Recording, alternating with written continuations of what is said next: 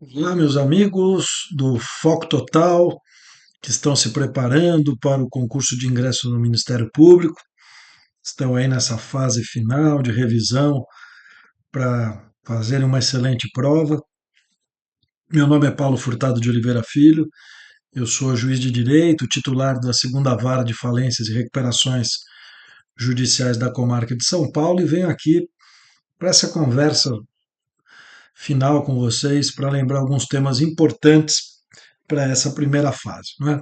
Em matéria de falência e recuperação. Bom, vamos começar pela falência, porque a atuação do Ministério Público é muito mais presente no processo falimentar do que na recuperação. Então, vamos falar um pouquinho sobre a falência.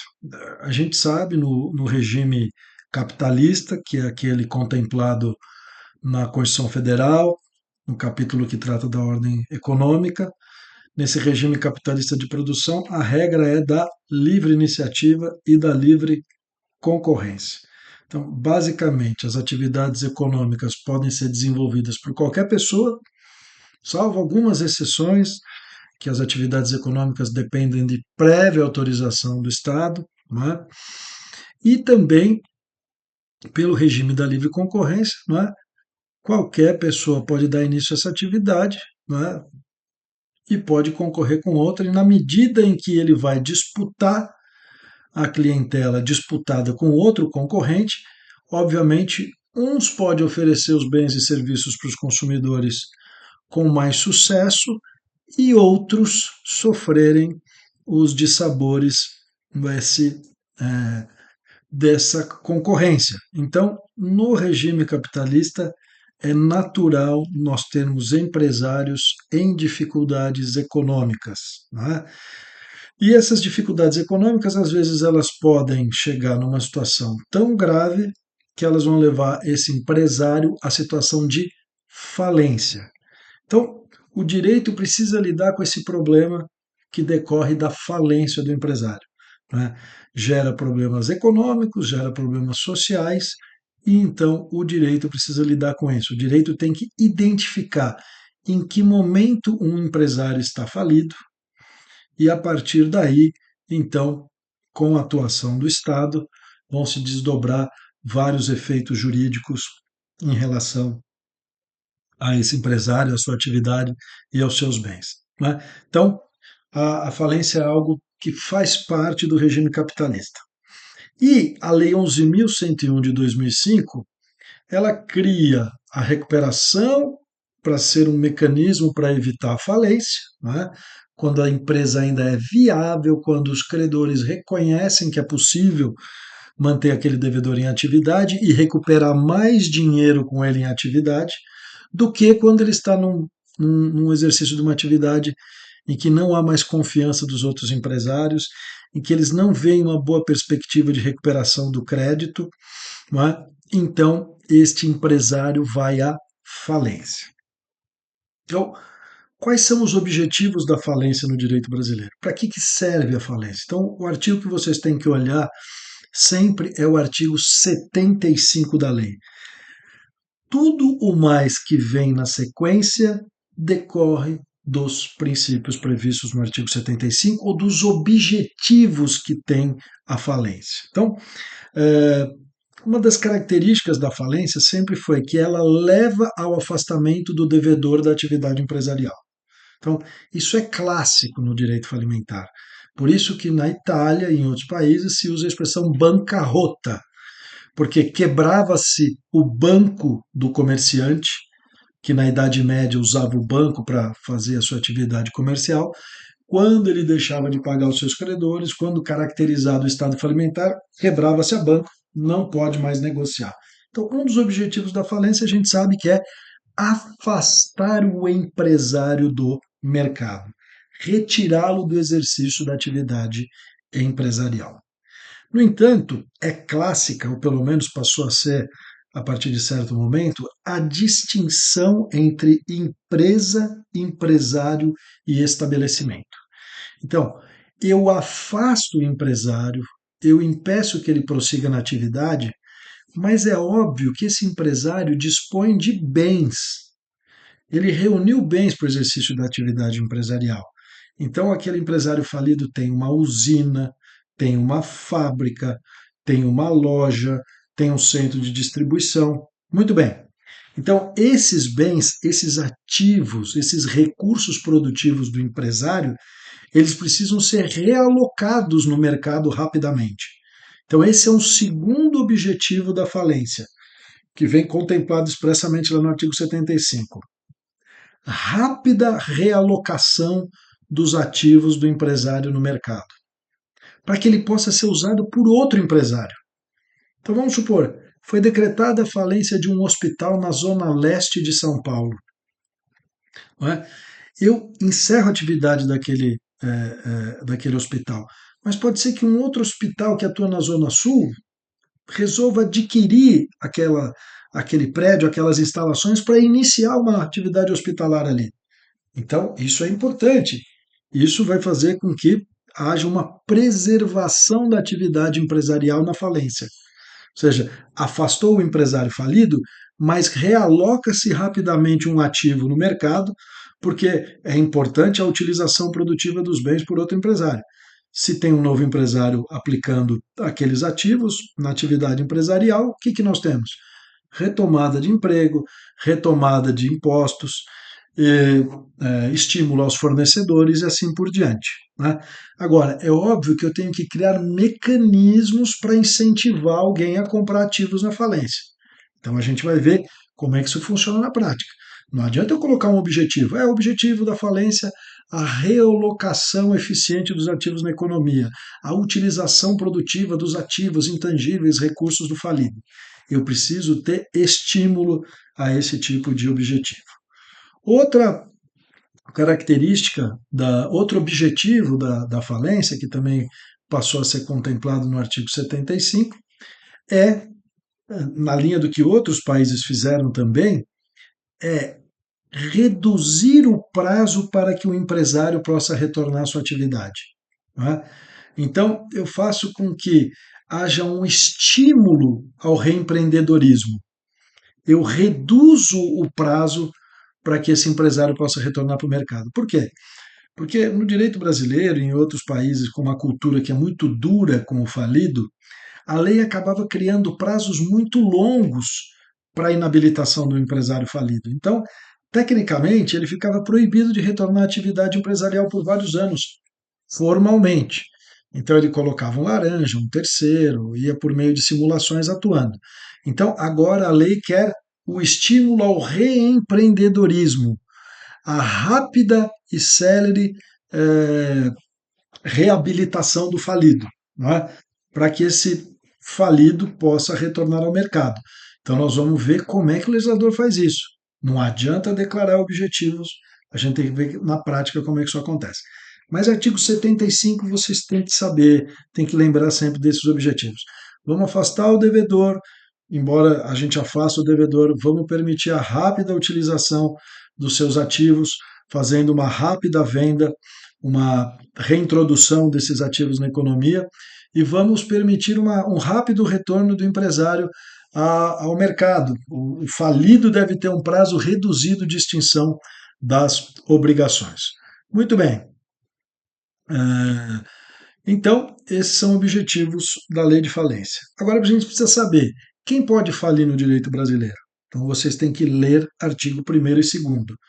No direito brasileiro, hoje só podem falir os empresários. Tá? Está no artigo 1º.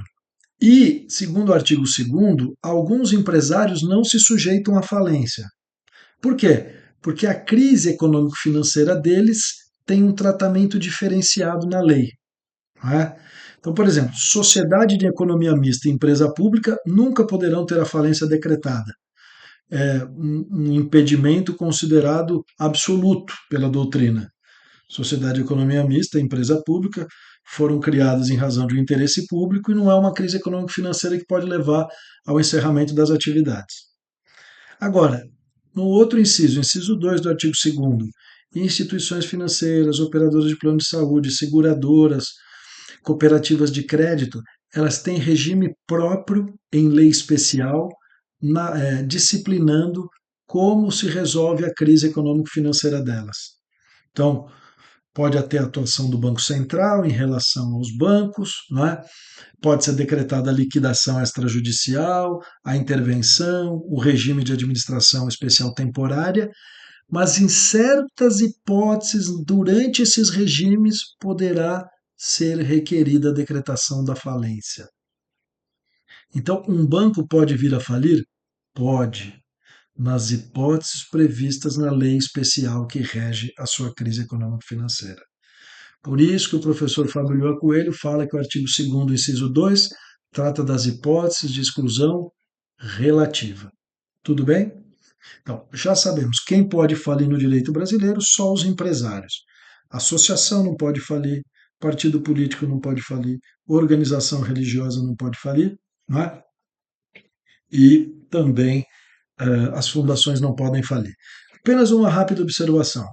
Quem não pode falir, quem não está sujeito à falência, tecnicamente não tem direito à recuperação, porque a recuperação é instrumento para preservar a empresa, evitando a falência. É verdade que nós temos algumas decisões de tribunais estaduais concedendo recuperação para fundações e associações que mantêm atividades econômicas na área de prestação de serviços educacionais, por exemplo, ou na área de prestação de serviço médico. Não é? Mas essas decisões dos tribunais estaduais, que em alguns casos levaram ao recurso especial do STJ, o STJ recentemente entendeu, não tem direito à recuperação judicial uma fundação de direito privado, que ela não é uma sociedade empresária. Então, até o momento, prevalece no STJ este precedente. Recuperação judicial só é para quem está sujeito à falência, portanto, é para a sociedade empresária e não para fundações, associações e outras pessoas jurídicas de direito privado que não sejam empresários. Muito bem. Em que situações objetivas alguém pode falir? Então a gente sabe, só pode falir o empresário. Mas a lei precisa identificar. Então vocês têm que conhecer o artigo 94. Leiam o artigo 94. Vai falir o empresário quando ele incorrer numa das hipóteses do artigo 94. A hipótese mais comum é 94, inciso 1, impontualidade injustificada. Não pagar no vencimento, obrigação constante de título executivo, devidamente protestado, de valor superior a 40 salários mínimos na data do pedido.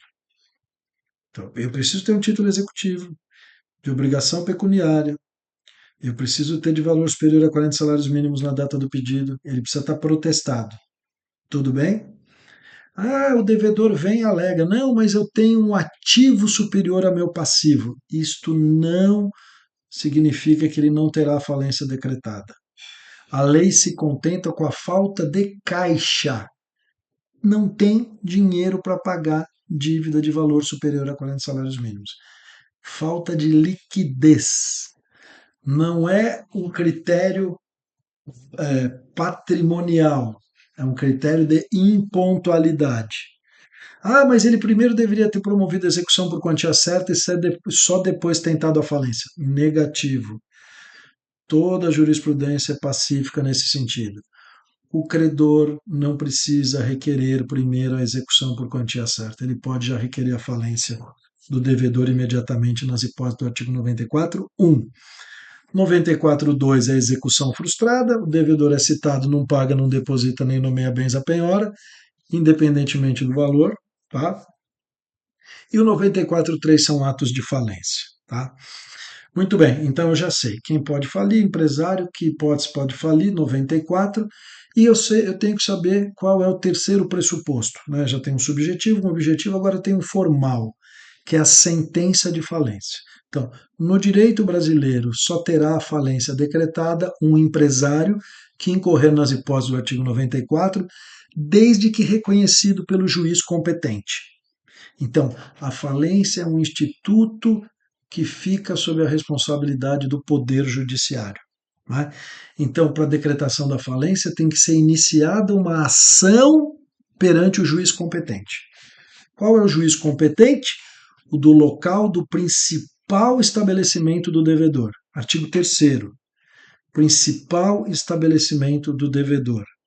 Não é a mesma coisa que local da sede contratual do devedor, nem local da sede estatutária do devedor, embora possa coincidir o principal estabelecimento com o local da sede e o local mencionado no contrato ou no estatuto. O que é o principal estabelecimento? Para alguns autores, é um critério patrimonial, onde estão os principais ativos, aquele estabelecimento de maior valor econômico. Outros autores entendem que estabelecimento principal é onde está o centro decisório, onde está a administração. Tá? Então, são 2 critérios adotados. Se perguntarem para vocês, vocês vão ter condições de falar sobre esses critérios mais adotados pela jurisprudência, o critério econômico e o critério administrativo. Muito bem. Quem geralmente requer a falência é um credor contra o devedor. Mas o próprio devedor pode confessar falência perante o juiz competente. A autofalência, o pedido de falência formulado pelo próprio devedor, previsto nos artigos 105 a 107. O comum, no entanto, é o credor requerer a falência do devedor. Então, ele vai promover o pedido na forma da lei, juntando uma petição inicial, protocolando em juízo, vai ser distribuído ao juízo competente, né? O devedor é citado, né? E se o juiz entender que estão presentes os requisitos legais, ele decreta a falência do devedor. Nesta fase, desde a inicial até a sentença de falência, não há previsão de atuação do Ministério Público. Segundo a lei, o Ministério Público será intimado da sentença que decretar a falência, nos termos do artigo 99 da lei. Tudo bem? Eu vou falar um pouquinho sobre os efeitos da sentença de falência. A sentença de falência muda radicalmente os direitos e os deveres do falido, dos seus credores e dos bens do falido e dos direitos dos credores. Então vejam, efeito quanto ao falido. Então, artigos 102 a 104. O falido, geralmente uma pessoa jurídica empresária, perde o direito de disposição, perde o direito de vender os bens e perde o direito de administrar. Perde disponibilidade, perde administração. Por quê? Porque ele não pode sair vendendo os bens. Os bens do patrimônio do falido devem ser arrecadados pelo administrador judicial, alienados e o produto da alienação usado para pagar os credores. Tudo bem? Então, artigos 102 a 104, efeitos contra o falido. Perde o direito de administrar e o direito de dispor. Não perde o direito de propriedade. Tá? Se depois de vendidos todos os bens do falido e pagos todos os credores, sobrar dinheiro daquela falência, volta para o falido. Artigo 153. É por isso que o falido, no processo de falência, tem direito de fiscalizar os atos do administrador judicial. Tem direito de acompanhar os processos e até atuar como assistente da massa nos processos, porque ele tem direito de conservar o valor dos bens, porque quanto maior o valor dos bens, maior o pagamento dos credores e menor o valor que ficará por ele devido. Bom, efeitos contra os sócios do falido. Atenção! Geralmente se decreta uma falência de sociedade limitada. Falida é a limitada e não os sócios. Tudo bem? Será que os sócios daquela limitada podem responder perante a massa falida?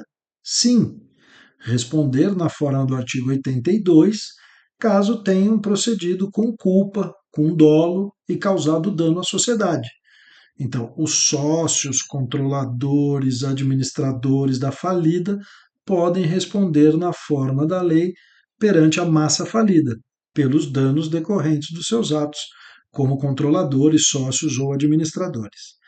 Agora, o 82A é muito importante, ele foi introduzido em 2020 pela Lei 14.112, para dizer o seguinte agora, cuidado, é vedada a extensão da falência a uma outra sociedade. ou a um outro sócio ligado à falida. Se precisar responsabilizar esse terceiro, esse sócio ou uma outra sociedade, numa hipótese de confusão patrimonial ou desvio de finalidade, eu tenho que usar o IDPJ, o incidente de desconsideração da personalidade jurídica. Então, ali tem que ser invocado nesse incidente uma das hipóteses do artigo 50 do Código Civil e caminhar pela responsabilização do terceiro. Tudo bem? Artigo 82A é importante. Leiam. Muito bem. Efeitos sobre os negócios anteriores à decretação da falência. Está prevista essa disciplina nos artigos 129 a 138.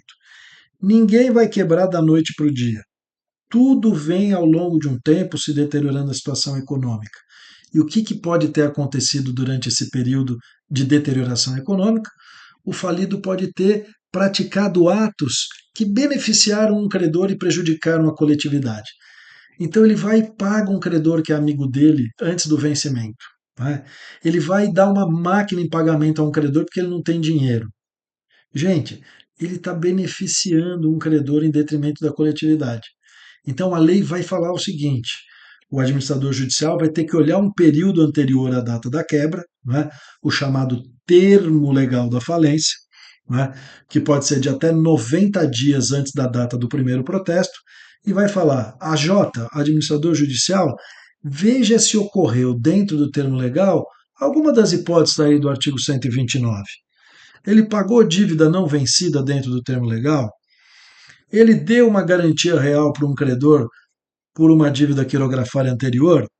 Ele pagou dívida já vencida de uma forma não prevista na lei? Se tudo isso tiver acontecido, artigo 129, hipótese de ineficácia objetiva. O juiz pode declarar de ofício a ineficácia objetiva, independentemente de conluio entre o terceiro e o falido, independentemente da má-fé. É uma ineficácia objetiva. Eu não perquiro da intenção das partes. Agora, há situações em que foi praticado algum negócio jurídico antes da data da quebra de má-fé. O falido, quer dizer, na época devedor ainda, realiza um negócio jurídico fraudulento com o terceiro. O terceiro conhece a situação patrimonial de crise do devedor e aceita uma transferência de ativo ou a realização de um negócio jurídico que sabe em prejuízo da coletividade de credores. Nessas hipóteses que não estão contempladas no artigo 129, é necessária a propositura de uma ação revocatória. O Ministério Público tem legitimidade para ação revocatória. Tá? Então, é a famosa situação de ineficácia subjetiva. Prazo para promover ação revocatória: 3 anos a contar da data da quebra, sob pena de decadência. Então, o promotor tem que ficar, não é, atento para o prazo decadencial para ação revocatória. Outro efeito da sentença de falência: fixa no juízo da falência a competência para as ações que envolverem bens e interesses da massa falida a partir daí. Não é? Então, nasce a partir da sentença de falência um juízo uno e indivisível para apreciar as questões relativas a bens e interesses da massa falida. Porém, né, é importante dizer o seguinte: ações que já tramitavam para apurar quantias líquidas, por exemplo, uma reclamatória trabalhista, uma ação de conhecimento, uma obrigação de indenizar, prossegue no juízo competente até ser liquidado o valor devido. Então, não é atraída essa ação para o juízo da falência. Também não será proposta no juízo da falência uma ação em que a massa falida for autora e esta ação não for disciplinada pela lei falimentar. Massa falida autora de ação de despejo. Tem que propor no juízo competente. Né? Agora, massa falida ré, né, será demandada em regra no juízo competente. Massa falida em demanda prevista na lei falimentar, pedido de restituição de bem arrecadado, ação revocatória, né, ação de responsabilização contra sócio da massa falida e DPJ da massa falida contra terceiro, todos são de competência do juízo falimentar. Tudo bem? Então, vimos aí panoramicamente alguns efeitos da sentença de falência. Importante falar de algumas coisas que eu disse que eram resultado dos objetivos previstos na lei. Então a lei quer celeridade, a lei quer rapidez. Então o que ela fala? Ela fala o seguinte: decretada a falência, o administrador judicial, que é um profissional nomeado pelo juiz para fazer uma série de atividades importantes, ele tem que arrecadar todos os bens do falido. Então ele tem que fazer uma apreensão material. Tá?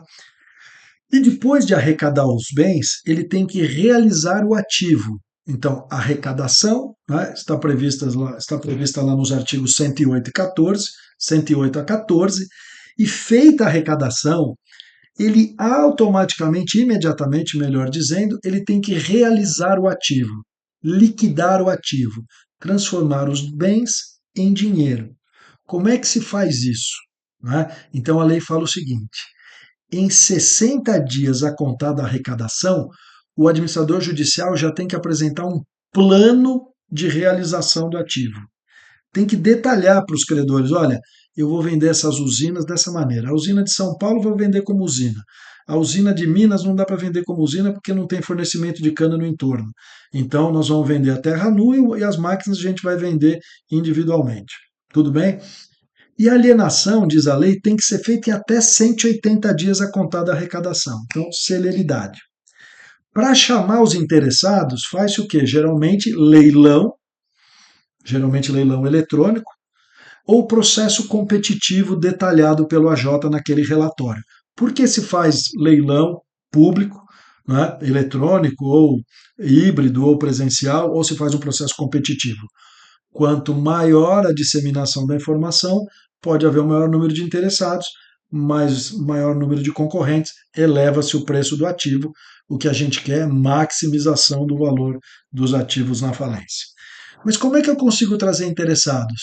Eu preciso dizer para os interessados que eles vão comprar os ativos livre de qualquer dívida, né? Livre de qualquer ônus, porque senão ninguém compraria. Então lembrem, artigo 141. Quem arremata um bem na falência, compra esse bem livre de qualquer ônus, de qualquer gravame, não é sucessor do falido. Além disso, artigo 142, acabou a história de preço vil, né? E o leilão na primeira chamada tem que ser feita a alienação pelo preço mínimo da avaliação, em segunda chamada 50% e em terceira chamada por qualquer valor. O objetivo da lei hoje é vender. Muito bem, arrecadei, alienei, pego o produto da venda, deposito numa conta remunerada para pagar os credores, pagamento do passivo. Como eu pago os credores na falência? Em primeiro lugar, eu pago os credores previstos no artigo 84, os credores chamados de extraconcursais, e em segundo lugar, eu pago os credores do artigo 83. Tudo bem? Tem que olhar o 84, tem que olhar o 83. Essa é a ordem legal. Tudo bem? Bom, além disso, o que a gente tem de importante que mudou em 2020 que é relevante falar? Os credores, quando tem a falência decretada do seu devedor, não podem prosseguir nas execuções individuais. Porque se todo mundo pudesse prosseguir nas execuções individuais, não haveria razão para falência. A falência você faz com que ela organize os credores de acordo com a classificação legal, como eu disse, dos artigos 84 e 83. Mas como é que o credor ingressa na falência? Se ele não pode prosseguir nas execuções individuais, ele vai ter que ingressar na falência de alguma maneira. Ele vai ter que demonstrar que ele é credor, qual a classificação do crédito, qual é o valor. Qual a modificação importante que eu tenho que falar para vocês? Artigo 10, parágrafo 10º. Não é? Então, nós temos ali, nesse dispositivo, a instituição de um prazo decadencial de 3 anos para habilitação dos créditos, e se não for feita a habilitação no prazo de 3 anos, o credor perdeu o seu direito, ele decai do direito. Então, é muito perigoso para o credor este prazo decadencial. Segunda coisa que é importante falar, claramente agora a lei determinou, o fisco também fica com as execuções fiscais suspensas. Não pode prosseguir na execução fiscal. Criou-se um incidente para que o fisco apresente os seus títulos, né, apresente a CDA, Certidão de Dívida Ativa, e compete ao juiz da falência a classificação dos créditos tributários, dos créditos fiscais e a fixação do valor na data da quebra. Se o administrador judicial detectar que um crédito não existe, já foi pago ou se tornou inexigível por prescrição ou decadência, ele não pode alegar essas matérias perante o juiz falimentar. Ele deve suscitar essas questões ao juízo da execução fiscal. Tudo bem? Então lembrem disso, está disciplinado no artigo 7º-A e parágrafos. Suspende-se a execução, o fisco abre um incidente de classificação do seu crédito. O juiz da falência decide valor e classificação. Né? Se precisar discutir inexistência e inexigibilidade do crédito, tem que suscitar a questão no juízo da execução fiscal. Não gosto muito disso, mas enfim, é o que está previsto na lei. E, finalmente, uma outra modificação importante. Artigo 158 da lei. Né? Artigo 158 da lei vai dizer que a extinção das obrigações foi reduzida. Né? Por quê? Porque aquela ideia de reempreendedorismo, vamos diminuir o tempo para o devedor falido voltar ao mercado. Tá? Então, atenção, antes a lei falava, olha, ele só pode voltar para o mercado depois de 5 anos a contar do encerramento da falência. Ah, agora não. Ele pode voltar ao mercado em até 3 anos, em 3 anos, a contar da sentença de falência. Mudou o termo inicial. Então, decretada a falência, se passados 3 anos ainda não tiver sido encerrado o processo falimentar, este devedor já pode pedir a extinção das suas obrigações. Né? Então, nós temos aí uma situação interessante. A lei criou um prazo reduzido de 3 anos para extinção de obrigações no artigo 128. Outra hipótese, antes você, devedor falido, tinha que ter pago pelo menos 50% do passivo quirografário, né? Depois de encerrada a falência, ou mesmo no curso da falência, para pedir a extinção das obrigações. Agora foi reduzido para 25% do passivo quirografário. Então, nós temos aí um incentivo à reabilitação mais rápida do falido. Como eu disse para vocês, tudo isso decorre dos objetivos do artigo 75. Se a gente quer rápida e eficiente liquidação dos ativos, precisamos fixar prazos para a AJ.